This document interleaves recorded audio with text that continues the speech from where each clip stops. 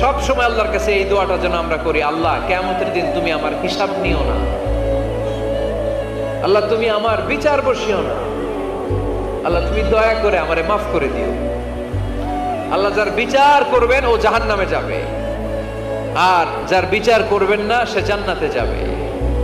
আল্লাহ যদি বিচার করে আর পাই টু পাই হিসাব নেয়, নামাজ পড়লি না কেন, রোজা রাখলি না কেন, মিথ্যা বললি কেন, খাদ্যে ভেজাল দিলি কেন, মাছে ফরমালিন দিলি কেন, যৌতুক খাইলি কেন, ঘুষ খাইলি কেন, উল্টাপাল্টা করলি কেন, জিনা করলি কেন, একটার পর একটা প্রশ্ন বানে যদি সেই ভয়ঙ্কর দিনে আল্লাহ আমাদেরকে জর্জরিত করে, আমাদের কোনো উত্তর আছে?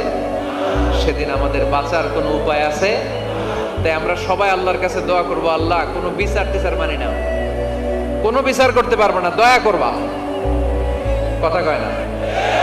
কি করবে?